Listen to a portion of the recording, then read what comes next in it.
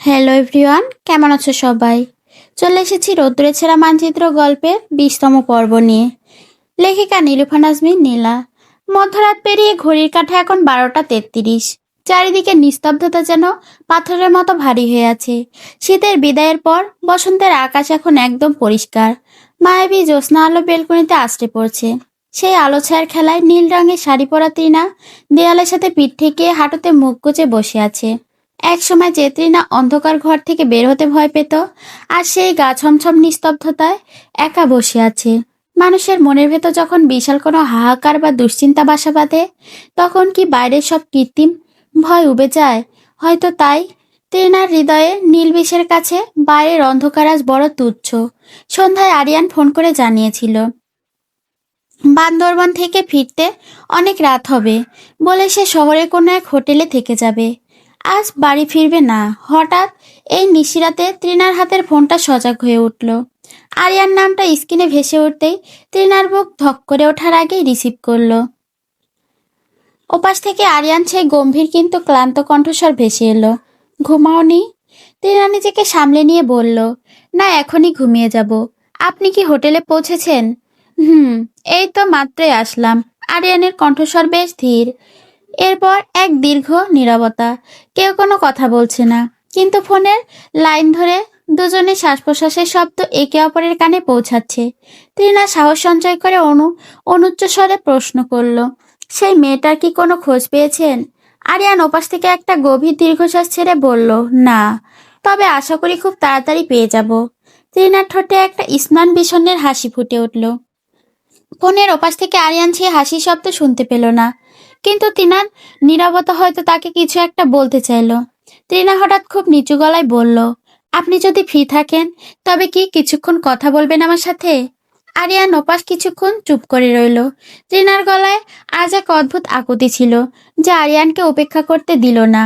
আরিয়ান তৃণার এমন আকস্মিক কথায় কিছুটা অবাক হলেও নিজেকে সামলে নিয়ে বলল, হ্যাঁ, আমি ফ্রি আছি, বলো। তৃণা কিছুক্ষণ চুপ থেকে স্নান গলায় বলল, জানেন রাগী সাহেব, আমি সুখকে ডেকে একদিন বলেছিলাম তুমি কি আমার হবে? সুখ তখন তাচ্ছিল্য করে হেসে বলল, যে জিনিস হওয়ার নয় সে জিনিস দিয়ে নিজেকে লজ্জা দিচ্ছিস কেন? এরপর আমি যখন নিরুপায় হয়ে দুঃখের দিকে তাকালাম, দুঃখ আমার দিকে তাকিয়ে পরম মমতায় হাসলো। বলল, আমাকে বলতে হবে না, আমি তো তোরই আছি। আরিয়ান চুপচাপ তৃণার কথাগুলো শুনছিল। এই গভীর রাতে তৃণার কণ্ঠে এমন হাহাকার সে আগে কখনো শোনেনি। ছেলেটা কি উত্তর দেবে ঠিক বুঝে উঠতে পারল না। তার ভেতর এক অদ্ভুত অস্থিরতা কাজ করতে শুরু করলো। তৃণা আবার হুট করে বলে উঠল, আজ উকিল কাকু এসেছিলেন। আরিয়ান ভ্রুকুচকে জিজ্ঞেস করলো, তো? আমি ডিভোর্স পেপার রেডি করতে বলেছি। আরিয়ান যেন কানে বিদ্যুৎ চমকানোর মতো চমকে উঠল। সে বিছানা থেকে উঠে দাঁড়িয়ে তীক্ষ্ণ স্বরে বলল, মানে? কিন্তু আমি তো তোমাকে না করেছিলাম এই কাজটা এখনই করতে। টিনা এবার অদ্ভুত এক শব্দ করে হাসলো, যেন নিজের ভাগ্যের ওপর তার চরম ঘৃণা হচ্ছে। সে বলল, বাদ দিন সেসব, এবার আপনি ঘুমান। বলে আরিয়ানের কথা বলার সুযোগ না দিয়ে কলটা কেটে দিল টিনা। আরিয়ান বিমূঢ় হয়ে ফোনের স্ক্রিনের দিকে তাকিয়ে রইল। তার মাথায় তখন হাজারটা প্রশ্ন ঘুরপাক খাচ্ছে। টিনা কি তবে তার ওই মেয়েটার খুঁজতে আসার বিষয়টা মেনে নিতে পারছে না? কিন্তু সে তো স্পষ্ট করেই বলেছিল যে সে ডিভোর্স দিতে চায় না। তবুও তৃণা কেন ওই হঠকারী সিদ্ধান্ত নিল? আরিয়ান অস্থির হয়ে কিছুক্ষণ হোটেলের রুমে পায়চারি করলো। তারপর চরম বিরক্তি আর মাথা ব্যথা নিয়ে বিছানায় উপুর হয়ে শুয়ে পড়ল। ওদিকে তৃণা একইভাবে বসে রইল বারান্দায়, সেই ঠান্ডা ফ্লোরে। এখন তার দৃষ্টি আকাশের দিকে। আকাশে অসংখ্য তারা ফুটেছে। তার অর্ধেক চাঁদটা যেন এক মায়াবী হাসি দিয়ে পৃথিবী সব অন্ধকার শুষে নিতে চাইছে। তৃণার মনে হলো, চাঁদটা কি তার এই নীরব কষ্ট দেখে হাসছে? ভেবে সে এক বাঁকা হাসি হাসলো। তৃণা চাঁদের দিকে তাকিয়ে বিড়বিড় করে বলল, চাঁদকে নিয়ে কবিরা কবিতা লেখে, প্রেমিকারা তাদের প্রেমিকের সাথে তুলনা করে, প্রেমিকরা তাদের প্রেমিকার সাথে তুলনা করে। অথচ কি আশ্চর্য, এই মহাবিশ্বের বিশালতায় চাঁদটা কত একা। স্মৃতির জানালাটা হঠাৎ করেই খুলে গেল তৃণার। চোখের সামনে ভেসে উঠল সেই ধোঁয়াশা মাখা সুন্দর রাতগুলো। ঠিক একই রকম এক জ্যোৎস্না রাতে তৃণা, তার মা মেহেরজান আর বাবা ওমর হাওলাদার তিনজন মিলে ছাদে বসে গল্প করছিলেন। দোলনায় দুলতে দুলতে মায়ের আঁচলের ঘ্রাণ নিচ্ছিল তৃণা। কে জানতো এই রাতটাই হবে তার শেষ সুখের স্মৃতি। পরের দিন এক বিষাদময় অধ্যায় শুরু হলো। মা তাদের দুজনকে নিঃস্ব করে না ফেরার দেশে চলে গেলেন। তৃণা অশ্রু সজল চোখে আবারও চাঁদের দিকে তাকালো। লোকে বলে ছোটবেলায় মায়েরা চাঁদকে দেখিয়ে ঘুম পাড়াতো, কিন্তু তৃণার মা তো তাকে চিরতরের জন্য এক ঘুমন্ত রাতের আধারে ফেলে চলে গেছে। তৃণা আকাশের দিকে তাকিয়ে ডুকরে কেঁদে উঠল। এক অভাগা, এত অভাগা কেন বানালে আমায় খোদা। তৃণার গাল বেয়ে গড়িয়ে পড়া নোনা জলগুলো চাঁদের আলোয় মুক্তোর মতো চিকচিক করছে। ব্যথায় নীল হয়ে যাওয়া কণ্ঠে সে অস্ফুট স্বরে গেয়ে উঠল সেই পরিচিত সুর। ওই চাঁদের টিপে মন ভোলে না মা, দোল না দোলে মন দোলে না মা, রাতের চোখে ঘুম যে নামে, চাঁদের পাশে মেঘ যে থামে, আমার পাশে তুমি নেই তো মা, তোমায় ছাড়া ঘুম আসে না মা, মা গো তোমায় ছাড়া ঘুম আসে না মা। আসলে গলাটা একটু কেমন যেন হয়ে আছে, আসলে একটু ঠান্ডা লেগেছে তো, তার জন্য তোমরা একটু ম্যানেজ করিয়ে নিও। গানটা শেষ করতে পারলো না তৃণা। কান্নায় কণ্ঠ রুদ্ধ হয়ে এলো তার। হাঁটুতে মুখ গুজে ডুকরে কেঁদে উঠল সে। মধ্যরাতের এই নিস্তব্ধ কান্না শোনার মতো কেউ নেই। ওপরের এই বিশাল আকাশ, তার নির্বাক চাঁদ হয়তো দেখেছে এক নিঃসঙ্গ মেয়ের হাহাকার, কিন্তু তাদের কিছু করার সাধ্য নেই। মা নামক ছায়াটা না থাকলে জীবনটা যে কতটা তপ্ত মরুভূমি হয়ে যায়, তা আজ হাড়ে হাড়ে টের পাচ্ছে তৃণা। যাদের মা আছে তাদের পৃথিবীর সব রোদ থেকে আড়াল করা ছাতা আছে, আর যাদের নেই তাদের জন্য প্রতিটি রাত একটা কালবৈশাখী। আর তৃণার মতো যারা পরিস্থিতির শিকার, তাদের দুঃখটা তো নীল সাগরের চেয়েও গভীর। রাত তখন প্রায় 2:30। চারিদিকে নিস্তব্ধতা চিরে আরিয়ানের গাড়িটা মির্জাবাড়ির সামনে এসে থামলো। পাহাড়ের সেই রহস্যময় টান আর হোটেলের একাকিত্ব সবকিছু ছাপিয়ে তৃণার ওই কান্না ভেজা কণ্ঠটা আরিয়ানকে স্থির থাকতে দেয়নি। এক অজানা অস্থিরতায় নিয়ে সে মাঝপথেই ফিরে এসেছে। বাড়ির প্রধান ফটক ভেতর থেকে বন্ধ ছিল। আরিয়ান ফোন করে আদনানকে জাগিয়ে তুলল। আদনান ঘুম চড়ানো চোখে দরজা খুলে দিতেই অবাক হয়ে গেল। তুমি না বললে আজ আসবে না, এত রাতে হঠাৎ কি হলো? আরিয়ান কোনো মতে মাথা নেড়ে বলল, এমনিতেই চলে এলাম, ভালো লাগছিল না ওখানে। আদনান আর কথা বাড়ালো না।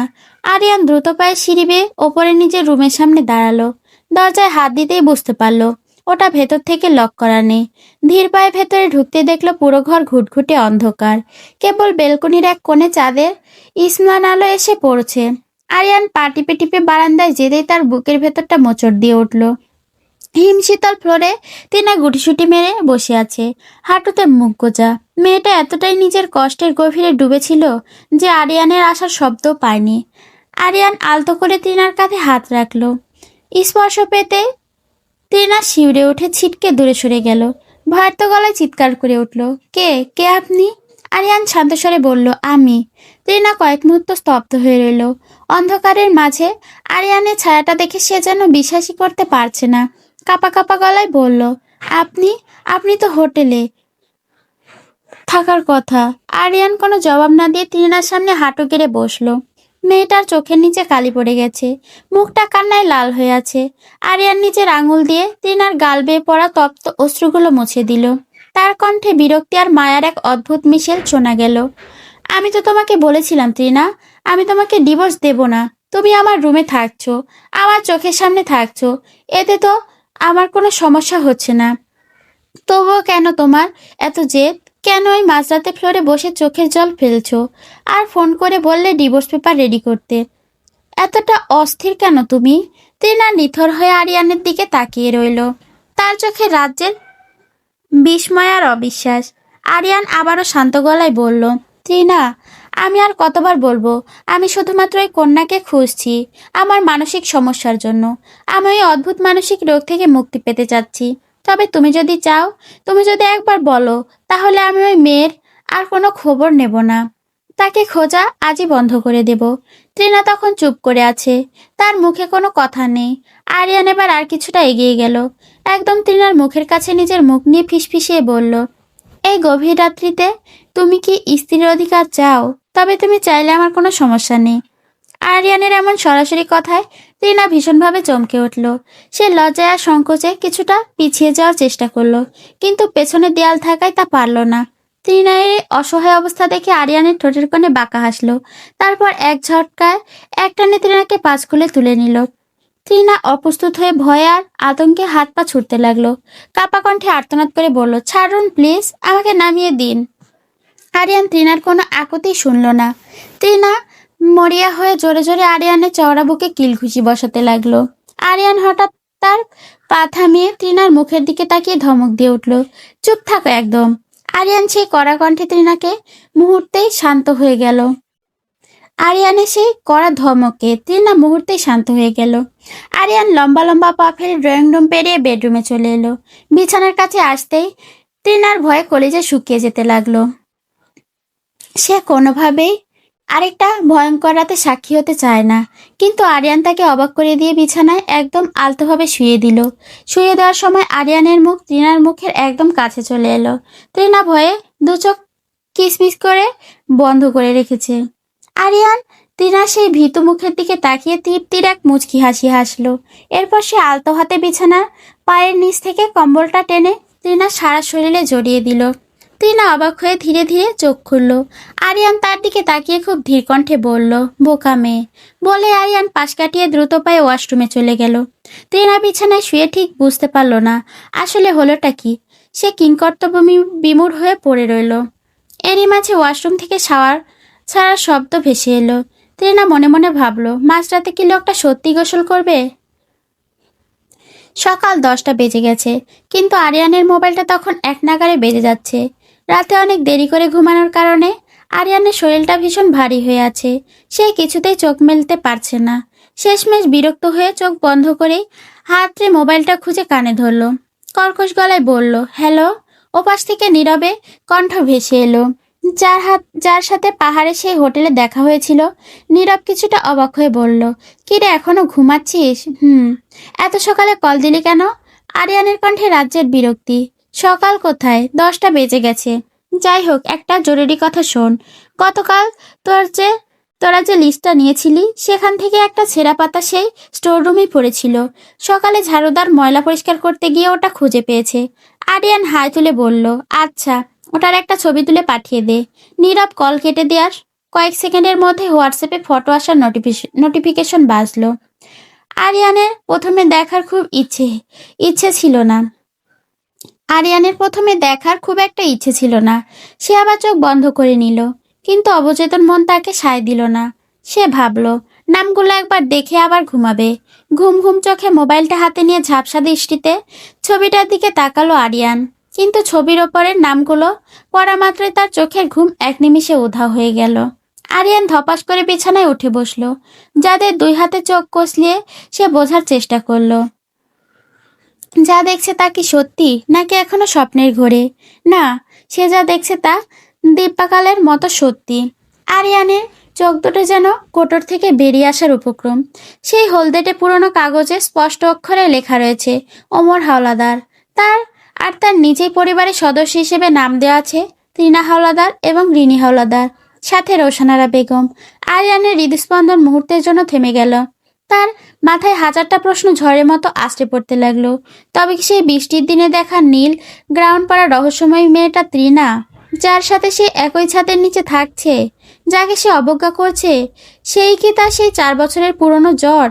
নাকি এটা কোনো কাকতালীয় ব্যাপার? ত্রিনা কি তবে সব জানতো? আরিয়ান পাগলের মতো বিছানা থেকে নেমে ত্রিনার খোঁজে রুমের বাইরে যাওয়ার জন্য পা বাড়ালো। তার মনে এখন শুধু একটাই প্রশ্ন, পাহাড়ি সেই মেয়েটা কি আসলে ত্রিনা? রুম থেকে বের হতে গিয়েই থেমে যায়। তার মাথায় অন্য আরেকটা কথা মনে পড়তেই তার চোখ চকচক করে উঠল।